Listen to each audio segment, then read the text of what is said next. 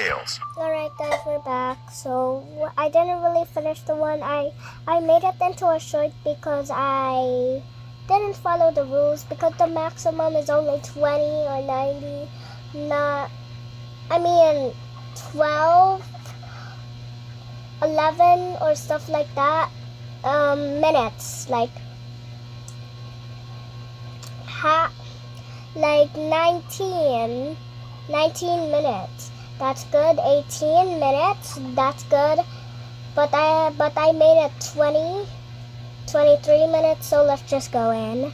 So that's why I made it into a short. Then it froze. The spheres moved as one. Filaments shot out from the nearest, impossibly fast and delicate. They coiled around the fish, binding it in place.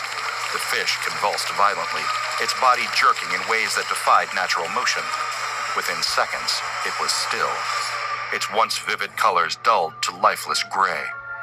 The technicians stared at the monitor, their notes forgotten. "It drained it," they said finally, the words quiet, almost reverent. The lead researcher straightened, their shoulders stiff. "End testing for the day?" Everyone, except for the lead researcher, left the lab. He sat hunched over a console, the glow of the screen casting shadows over their face. Their attention shifted to the tank. The researchers stood, pulling off their gloves. They stared at the tank, their expression a mix of curiosity and defiance. "It's reactive," they murmured to no one. Their hands flexed as if testing the air, hesitating. But why? Their gaze darted to the security camera in the corner. It was off, an intentional decision made hours earlier. Taking a deep breath, they stepped closer to the tank, removing the lid with careful precision.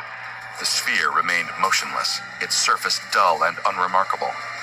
The researcher's hand hovered over the water for a moment before they plunged it in, the cold liquid biting at their skin. At first, nothing happened. Then, with terrifying speed, the sphere erupted to life. Filaments lashed out, wrapping around their wrist. They cried out, their body jerking as if struck by an electric current. The alarms blared to life, bathing the room in pulsing red light. Security personnel burst in moments later, weapons drawn.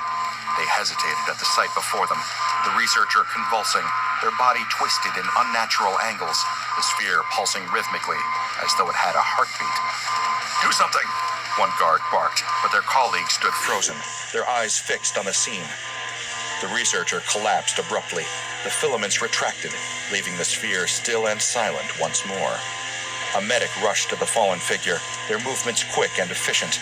They knelt beside the body, searching for a pulse. The aftermath was swift and decisive. Reports flooded in, protocols rewritten overnight. The tanks were upgraded again, reinforced with experimental materials that could withstand its sudden bursts of energy.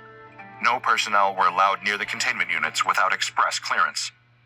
This precarious anomaly, now known as SCP-371, is classified as Euclid.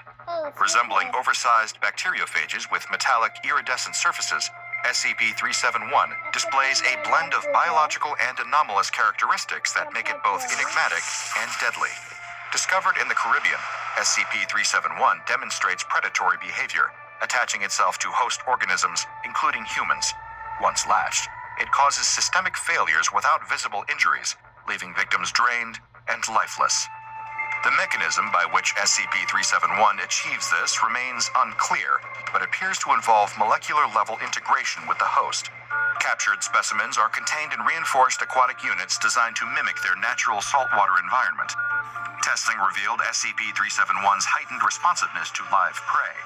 It reacts instantly to the introduction of a live fish, draining it completely within seconds and leaving the remains desiccated. Attempts to physically analyze SCP-371 have triggered violent defensive responses, including vibrations that fracture containment glass and high-pitched sounds causing hearing loss. To date, SCP-371 remains in containment, monitored closely within its aquatic environment. Its Euclid classification reflects the unpredictable nature of its reactions and the potential for catastrophic failure should containment measures lapse. No further testing is authorized, and all access to SCP-371 requires explicit approval from the Foundation's highest-ranking personnel. And so, SCP-371 remains quietly pulsing in its reinforced aquatic I tanks, wanna see plotting who fish, knows dude. what in its little metallic mind. I wanna The see Foundation does not know if it's sentient, spiteful, or just really into live fish. But one thing's for sure, it's not going anywhere without a fight. Say goodbye, bye.